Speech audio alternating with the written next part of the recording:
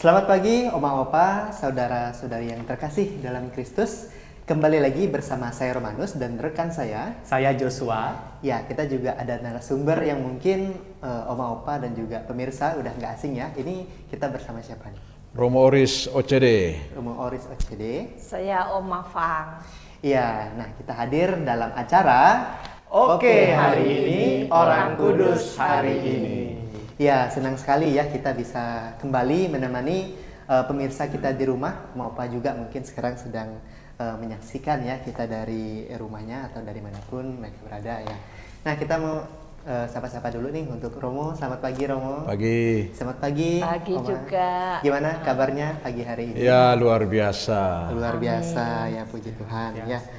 Nah, perlu kita infokan lagi nih ya, bahwa pada bulan Mei ini kita akan hadir di hari Senin, Rabu, dan Jumat. Ya. Nah, jadi kita nggak hadir setiap hari lagi nih, tapi hari Senin, Rabu, dan Jumat. Dan khusus seperti yang kita lihat ya, tema kita itu tentang Bunda Maria. Sesuai sama tema kita ya, Masnya. Betul sekali. Iya, tentang Bunda Maria. Baik. Tapi sebelum kita ke sana, Iya, betul.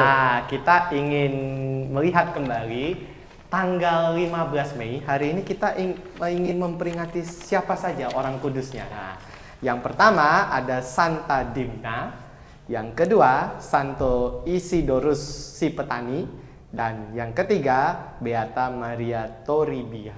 Nah, Gitu. ada 3 orang kudus yang kita peringati untuk tanggal 15 Mei ini 15 ya. Mei.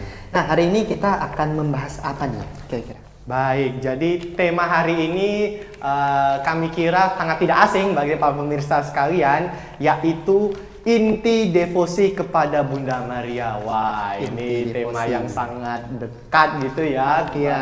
bagi kita ya. Baik, langsung saja Mas Romanus, boleh ditanya ke Romo tentang Iya, hal baik. ini. Tentang inti devosi nih Romo Ya.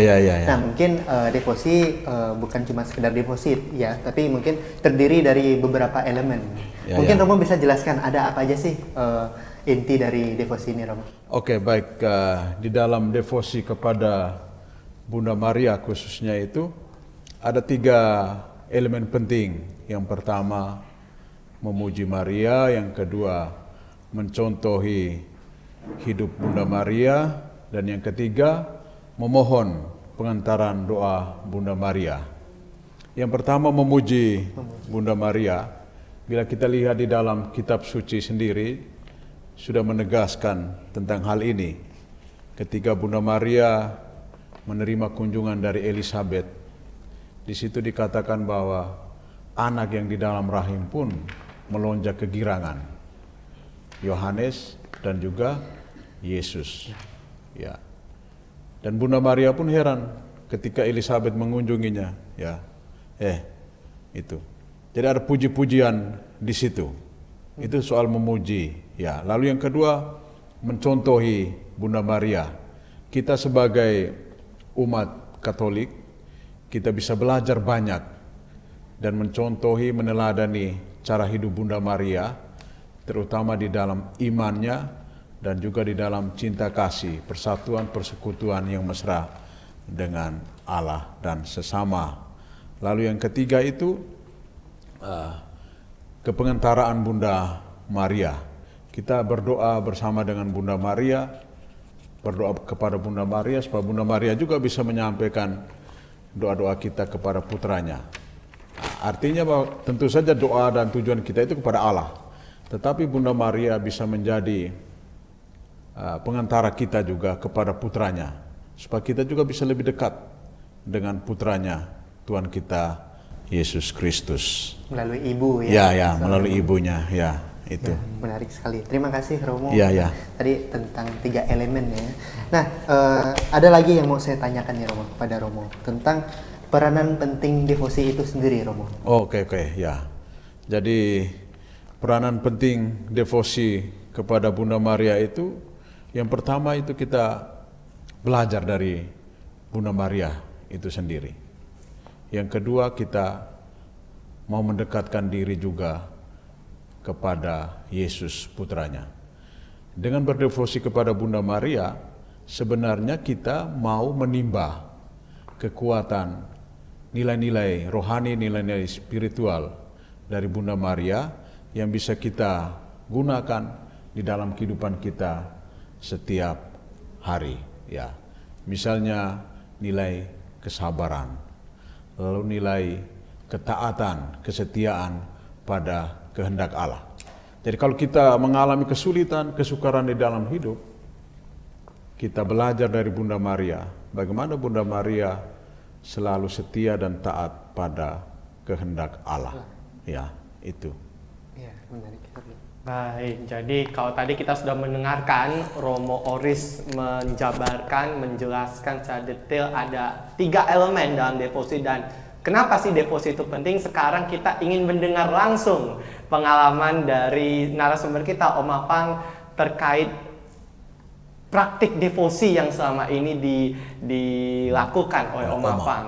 Nah, tetapi sebelum sampai ke sana, saya dapat info nih, kalau hari ini kan tanggal 15 Mei. Saya dengar-dengar Om Mafang itu belum lama, awal bulan kemarin itu pergi ke Ambarawa.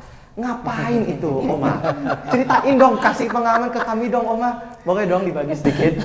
Ya, itu kan memang setiap tahun itu di Ambarawa itu kan ada devosi. Ya. Tapi novena kalau kita bilang ya novena tiap bulannya. Jadi selama novena itu kan terdiri 9 kali ya. Jadi tiap bulan dimulai dari bulan September itu diadakan. Jadi kita tiap bulan harus hadir. Seperti halnya kita kalau bernovena itu kan setiap hari kita berdoa kepada Maria selama 9 kali. Nanti kalau dengar-dengar loh ya, bila apa yang kita pohonkan itu mungkin berkenan di Tuhan, di hadapan Tuhan, lalu terkabul kan gitu. Jadi kalau boleh saya simpulkan, Oma itu selama 9 kali itu selalu ke Ambarawa begitu untuk mengikuti rangkaian novena itu? Sebetulnya tapi enggak. Oh iya, padahal sudah seneng duluan saya ini ya. Oke, tapi nggak apa-apa Oma. Tapi saya kira dengan tadi Oma sudah punya pengalaman sampai ke Ambarawa untuk mengikuti devosi ini, saya kira itu bukan pengalaman yang main-main ya. Saya kira luar biasa ya. Luar biasa sekali, iya. Melihat juga mungkin usia Oma mungkin iya betul sekali. Jadi semangatnya tetap betul. muda ya. Jadi memang usia tidak menjadi halangan bagi Oma. Nah, boleh dong Oma diceritakan setelah pengalaman Oma berdevosi, berdoa, bernovena itu ada nggak pengaruhnya, efeknya ke Oma itu dalam kehidupannya Oma seperti apa? Kalau saya sendiri sih sebetulnya dari permulaan tuh selalu sih lewat pelantaraan Bunda Maria, apa yang kita inginkan itu ada salah satu yang terwujud. Jadi saya sendiri juga nggak tahu dulunya tuh devosi itu apa, novena itu apa, kan gitu. Yang penting saya tiap hari rosario gitu.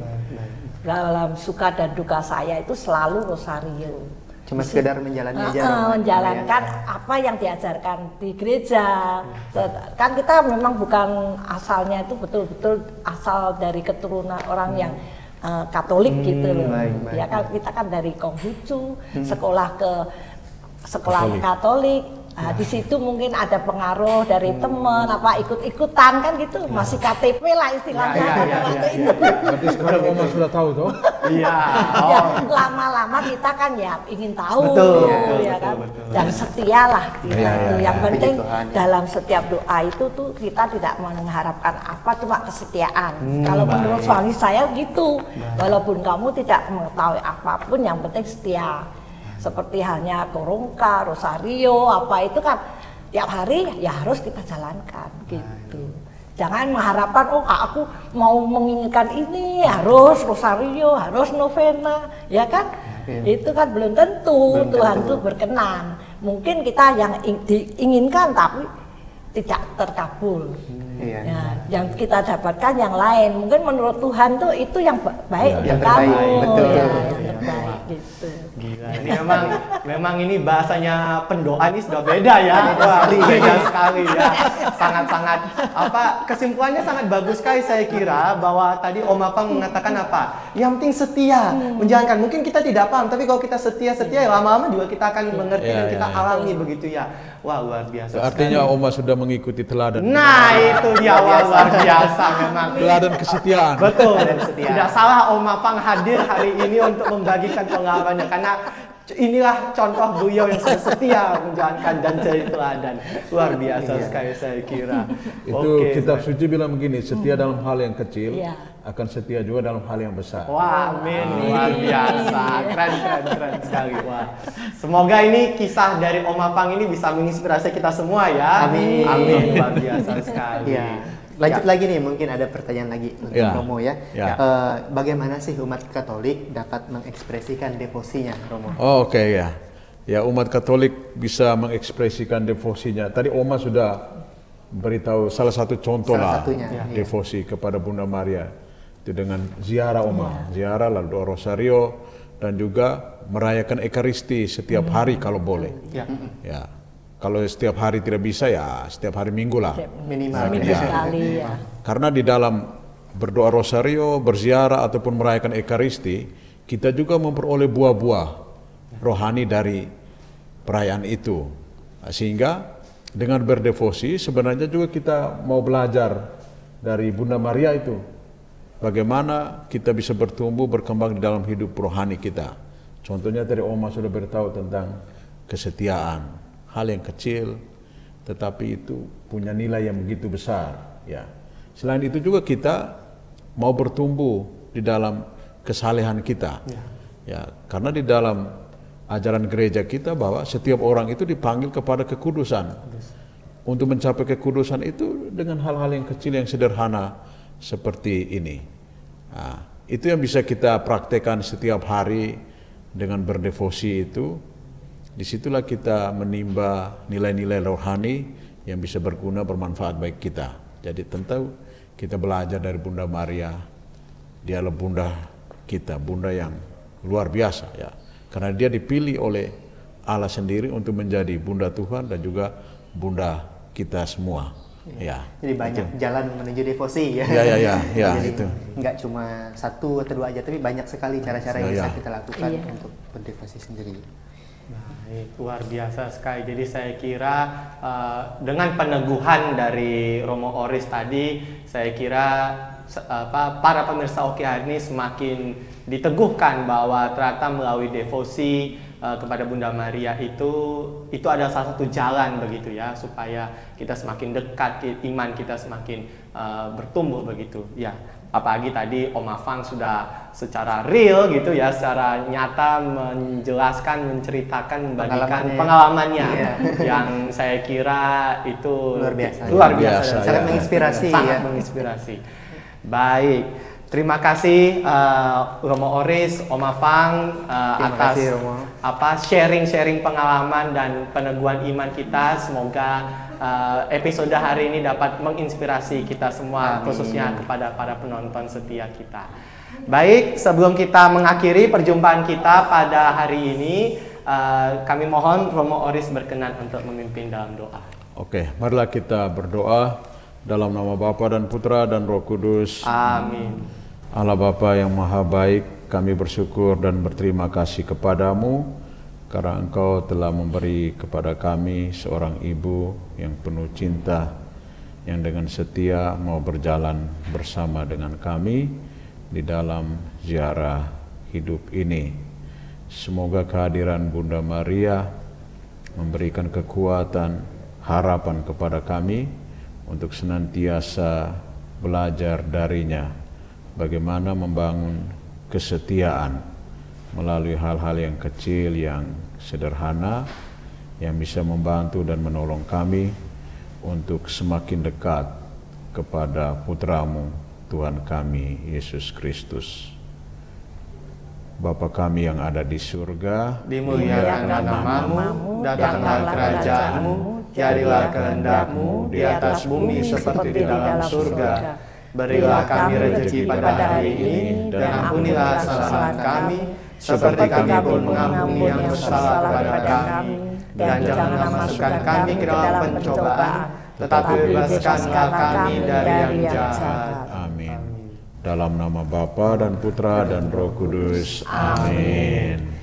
Ya, untuk itu usai sudah ya perjumpaan kita untuk Oke hari ini ya di tanggal 15 Mei ini. Terima kasih untuk Oma Opa buat pemirsa di rumah sekalian. Kita sekaligus mau undur diri dari acara ini juga ya. Jadi kita akan jumpa kembali di acara Oke hari ini. Pastinya bersama host-host mungkin dan juga Oma Opa dan juga Romo yang sama ke depannya ya. Dan kita jangan kemana-mana, tetap di acara Oke hari ini, Orang Kudus hari ini. Terima kasih. Orang Kudus.